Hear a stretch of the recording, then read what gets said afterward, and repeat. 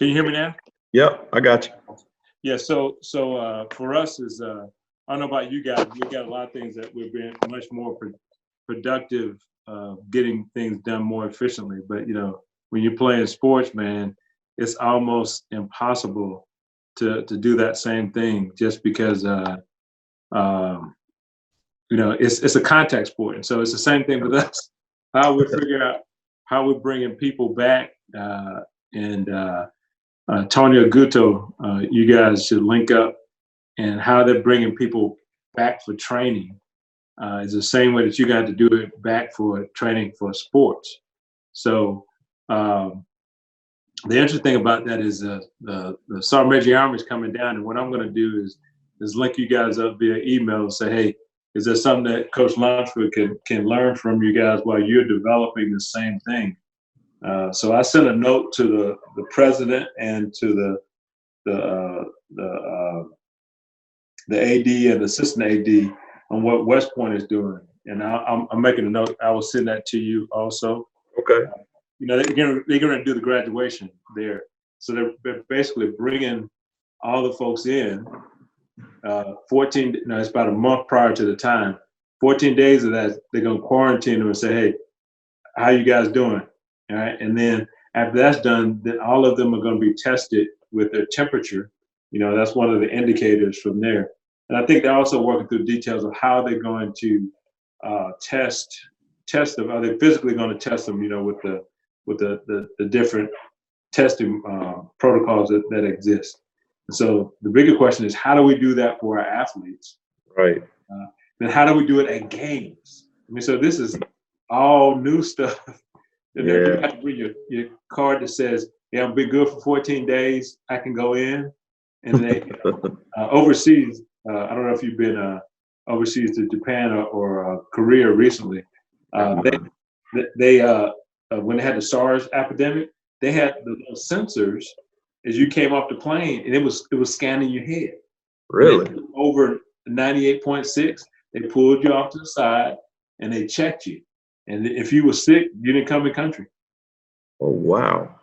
Yeah, and it was subtle because and I don't know if they didn't let you in country, but they pulled you out, and you were separated from all the rest of the people who were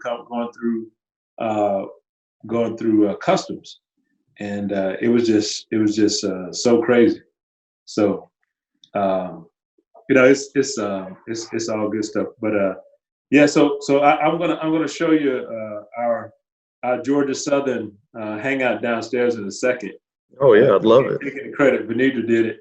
I got on my Hell Southern shirt today. Oh, I love it. I love it. Yeah, and we last Friday I talked to. It's been a week already. Last Friday I talked to the women's basketball team. Yeah. About the same time about a lot of good stuff. Same stuff you and I talked about keeping them encouraged and T Ham was there too. But the biggest thing is, how do we take our young people, especially the seniors, and what are we doing to give them options and opportunities for something to look forward to? So it's football now, but what are we doing to help develop them to what's the next step? Right. So how you think we're doing on that? I think we're doing fine. The big piece for us, because we have, our kids, they do a good job in school, but we have to we have to make sure we're monitoring them and, giving them a good plan every day. And so when we went solely online and we couldn't put our hands on them and we couldn't, that was the thing to me that I was like, okay, football, whatever, we got to make sure academically we've got a good plan for them. Right. I think our coaches have done a really good job. I know our academic staff have, of constant communication, making sure that the guys' internet, the guys' whatever, was ready to go, and we're staying on top of it if there is issues.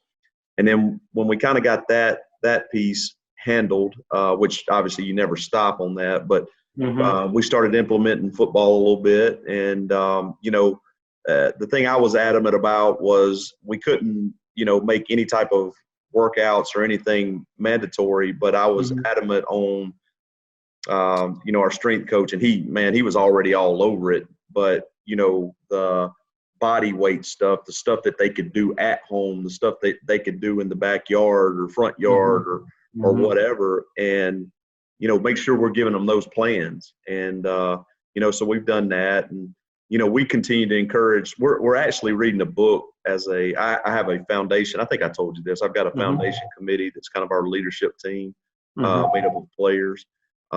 We've been reading a book. We've been reading The Power of a Positive Team by John Gordon.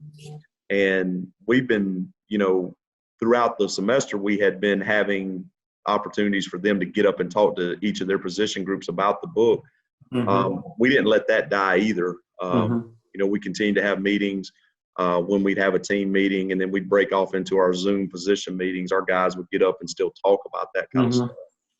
And our coaches have done a good job of actually getting the football piece involved also with these Zoom meetings and being able to watch film, be able to continue. Oh, that's cool. Yeah. So who knows if we're doing it right, but we're getting it all in. And, our guys, they miss it. And you can tell it every time you start. They miss that camaraderie, that being around each other. And, so hopefully when we do get them back, it won't take long to get that culture piece back together, because what I do see a positive of is you go, you know what, man, sometimes I take this stuff for granted. And now, I'm seeing how important it is to me. Yeah. I think the interesting thing is I'm taking a picture of you. I'm gonna blow you up on my Instagram today. Well, I should have shaved today. It's all good, bro. It's all good. I should have got my military look. No, it's all good. That's the working man's look. Yeah, that's right. So that's interesting, because we see the same dynamics of how do we make sure our folks are engaged, and then the different things they have to challenge with. It's just really communication is the key. We've seen an uptick in suicides, domestic violence within the Army, but then the word is incorrect. It really should be social distancing. It's really a physical distancing. We should not be socially disconnecting for people. We should be doing everything just like you and I are talking about, what the options and opportunities are that exist, and then using whatever venue we can to move that forward. So I'd like to steal that from you. That's pretty. You can steal whatever you want, man. It's free for right now. It's gonna be $1,000 conversation. Next time I talk to the team, though, I think that's a very good point, guys. Yes. We're not socially distancing; we're physically distancing. Yeah. That's exactly right. That's right. Yeah, I took it from our chaplain. So yeah, chief of chaplain. So he's a good guy. He's a 2-star airborne ranger, served in the Rangers. He's a great guy, and so he's a good guy, and he's actually standing up to do the things that we need, that the Army needs him to do, and support. Because we talk about resiliency, and that's what you're talking about.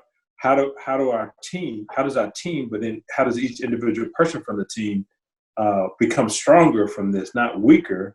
Then how do we make our team stronger because of this? Because what we hope and what we expect is, like you said, these guys are going to come back and say, hey, this is important. We didn't realize how important it was until we missed it. Yeah.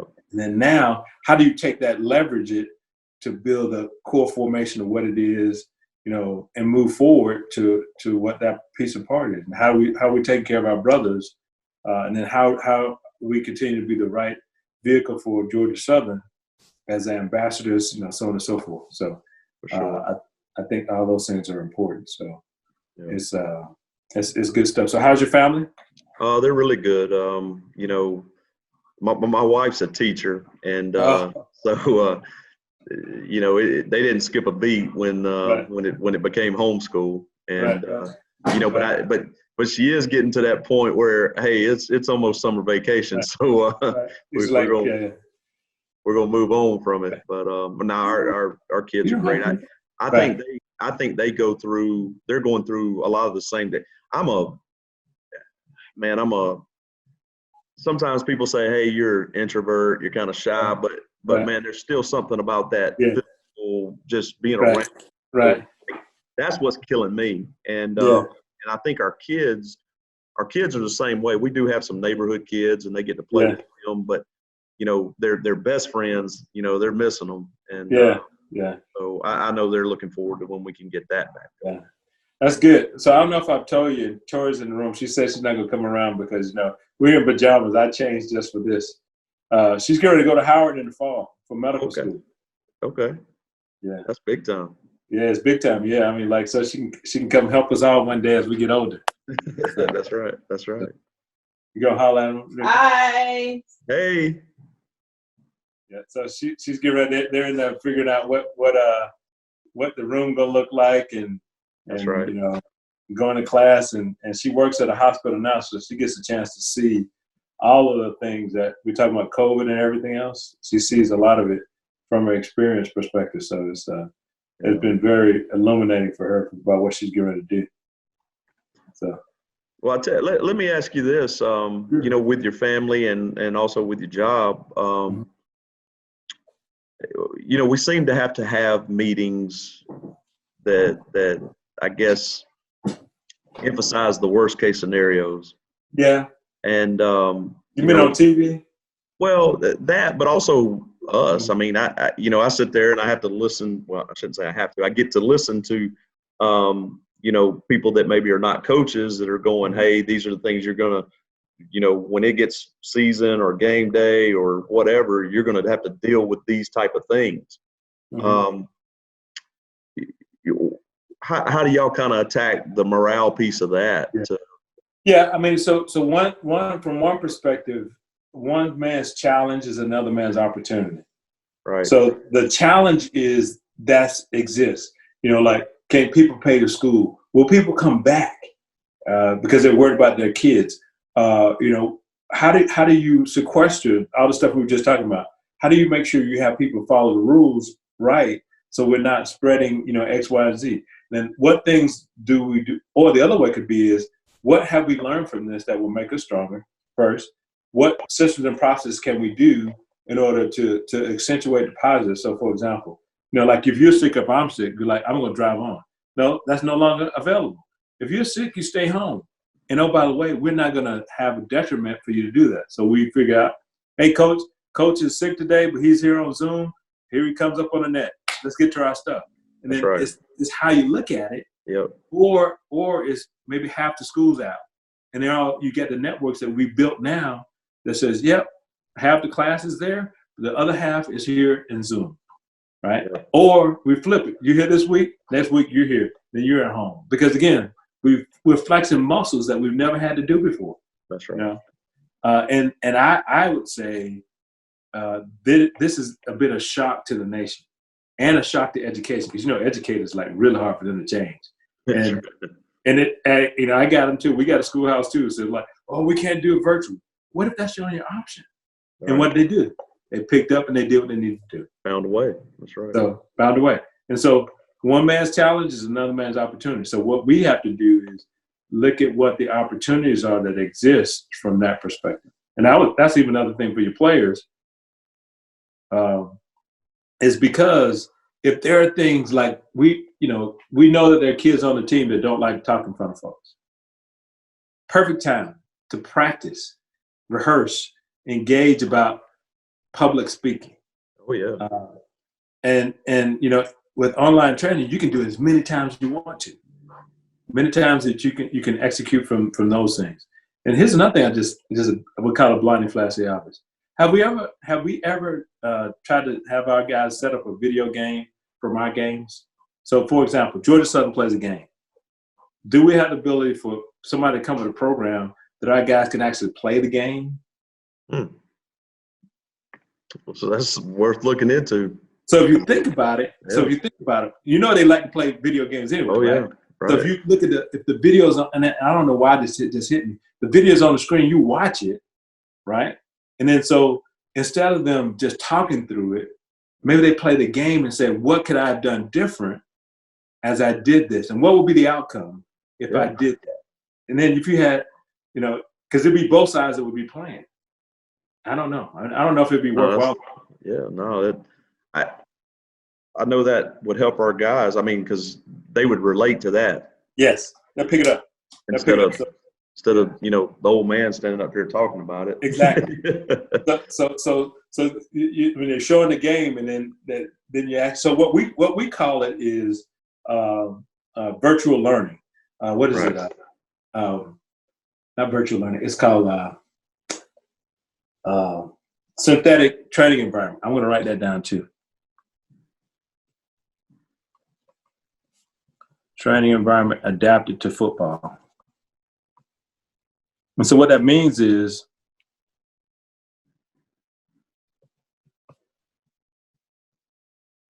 so you take a kid that's at, you know, this location and another kid's at another location. You can bring them on the field and you can walk them through, because they put the little goggles on, which they're used to those anyway, and they're actually on the field. So instead of having them physically in a place, they actually can walk through the play or run through the play via that process, because it's synthetic. And then it's linked together, and then everybody's linked on the field. Yeah. Yeah. Well, So yeah. So those are all the different options of things that are there. I just think asking people about stuff and then continue to communicate from there. For sure. All right.